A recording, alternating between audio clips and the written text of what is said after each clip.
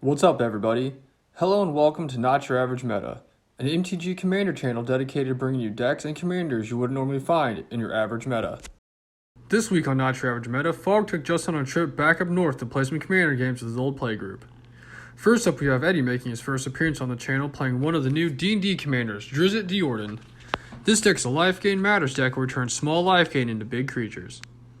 Next, we have Chris, another first timer on the channel, and he's playing Konda, Lord of Iganjo. This is a mono-white Konda tribal deck, and to be honest, I'm not really sure what that means, but I always appreciate a good Kamigawa deck. Next, we have Justin playing the Scarab God. This deck looks to make zombies and do zombie things, all while not having to attack in order to win. Not sure why he plays like that, but here we are.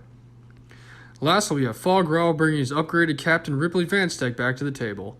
His Captain Ripley Vance deck is an interesting mix between being a mono-red spell-slinging deck and a Voltron deck. He's still working some of the bugs out. Now that we have our fighters, let's step into the Thunderdome and see which deck will come out on top. Chris plays an Ancient Tomb that takes 2 damage to play an Arcane Signet. Justin plays a Swamp and taps 1 for a turn 1 Soul Ring. Fog draws and plays Winding Canyons. Eddie plays a Forest and taps 1 for a Lawn or Elves. Chris plays a Plains, then taps 3 for a Sword of Fire and Ice and passes.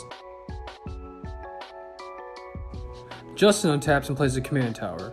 He then taps 1 for an Oath of Liliana, making everyone sack a creature. Fog plays a Mountain, then taps 1 to cast Strike It Rich, creating a treasure token. Eddie plays a Plains, then taps 2 for a Prosperous Innkeeper. Chris untaps and plays another Plains. He then casts Gauntlet of Power, picking white. Justin plays an Ipnu Riverlet, taps 5 for Liliana Death's Majesty. Fog plays a Witch's Clinic, and then taps 3 for a Gutter Snipe. Eddie plays a Plains for turn, then taps 2 for an Ajani's Pridemate, gaining a life and putting a counter on the Pridemate. Chris untaps and casts his commander, Konda, Lord of Iganjo. He then taps enough to equip the sword to him. Justin draws for turn and plays a tap Choke Estuary, and then taps out to cast his commander, the Scarab God. Fog plays another Mountain, then also taps enough to cast his own commander, Captain Ripley Vance. He then taps 2 to foretell a card. Eddie untaps and taps a Force to cast Hardened Scales. He then casts Pledge of Unity, putting multiple counters on his creatures from Hardened Scales. Chris plays a Plains and taps 2 for a Grand Abolisher. He then taps 6 more to cast Samurai Enforcers, for flavor. He then swings his commander at Lily, taking her down to 2 loyalty. On Justin's upkeep, we all lose 3 life, and then he scries 3. He upticks Lily, getting a zombie, then taps 1 for a Training Grounds, and then taps 3 more for a Diregrave Captain. Fog untaps a turn and plays another Mountain. He taps 1 to cast a Dual Strike from Exile, then casts Fists of the Anvil, getting 2 copies. He then casts Flame Blitz, triggering his commander, dealing 12 damage to Chris. His opponents all take 4 from Gutter Snipe, and Fog then swings Ripley Eddie for 12 more commander damage. On his instep, Flame Blitz triggers, taking Lily out. Eddie plays the Plains and taps 3 for an Absent Falconer, gaining a life and putting more counters on his Pridemate. He then swings his Pridemate at Fog for 8. Chris plays the Plains, and then a Kami of Ancient Lore. He then swings his commander at Fog, dealing 5 damage, and with a sword trigger, he shoots the Diregraph Captain. On Justin's upkeep, everybody loses 4 life, and he scries 4. He then casts Zombie Apocalypse, killing all humans and getting back his Diregrave Captain and Gleaming Overseer.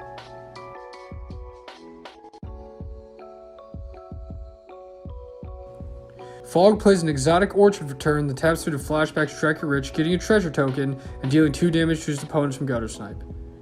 He then casts Thermal Alchemist and passes. Eddie just draws and passes. Chris plays a Plains for turn that swings his commander at Fog again, but this time for 6. He then shoots the Diregraph Captain once again with the sword trigger, and he then sacks his Kami to destroy Training Grounds. Justin untaps, and everybody takes 6 and he scries 6. He then draws and plays Ghoul Karlagissa. Fog draws for turn and plays Makokoro, Center of the Sea, before tapping it, making everybody draw a card. He then recasts his commander and a Memnite. Eddie plays a tapped Emiria Shattered Skyclave as his land for turn, then swings both his creatures to Justin, taking him down to 23 life.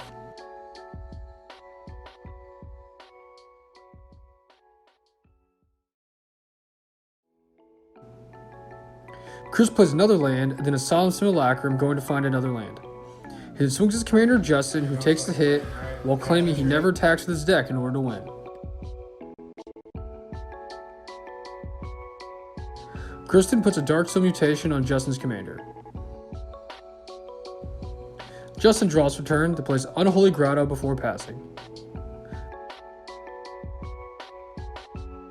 Fog activates Makokoro again, having everybody draw.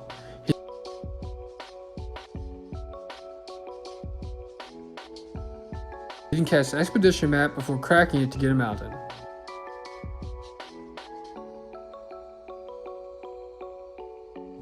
In response, Justin activates Gissa to sack his commander and get a zombie token. At the end of Fog's turn, Eddie casts Inspiring Call, drawing 2 cards. Eddie then untaps for turn and casts a Soul Ring. He then casts Conclave Mentor, gaining another life and putting more counters on his Pridemate. He then casts Twin Blade Paladin, gaining another life and putting counters on his Paladin. In response, Justin casts Liliana's Triumph, making everybody sack your creature. In response to the sack, Fog taps the Alchemist, dealing 1 to each opponent. Eddie then swings his Pridemate at Justin, who blocks with a zombie token.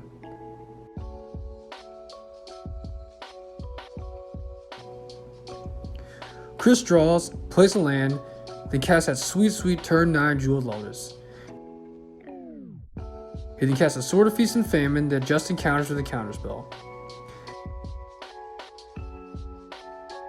After baiting out Justin's counterspell, he then casts Moth Dust Samurai and swings his commander Justin, who blocks with a zombie.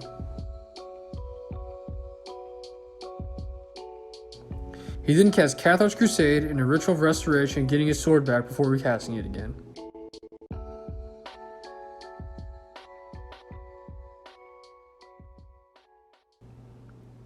Justin plays an island for turn, then recasts his commander before casting Fleshbag Marauder.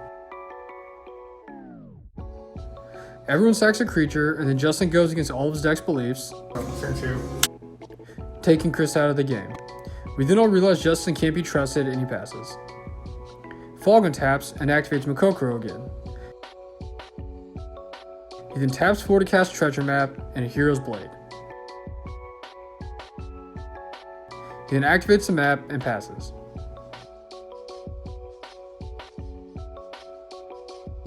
Eddie untaps for turn and plays a land. He then casts Swiftfoot Boots and then equips the boots to the Pride.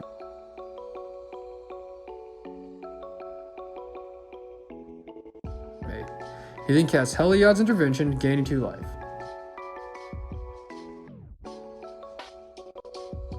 He then casts Pride Malkin, giving his creatures trample before swinging out and taking Justin out of the game.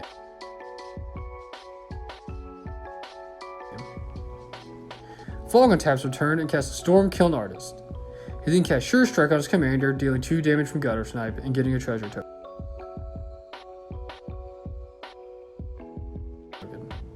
He then targets his commander with the Witch's Clinic, giving her lifelink before casting Ugin's Conjure for 0, triggering her ability, dealing 7 damage to Eddie and gaining 7 life. He then declares Mathis for blockers and swings the Gutter Snipe and his commander Eddie, forcing him to block with his Pride Malkin. Eddie then blocks the Gutter Snipe and takes his 7 commander damage, while Fog gains 7 more life. Eddie draws for turn. Do it. Top deck of the century. Do it. Then casts Garruk's Uprising, giving his creatures trample yet again. He then casts his commander and goes to combat, swinging out at Fog, getting the win.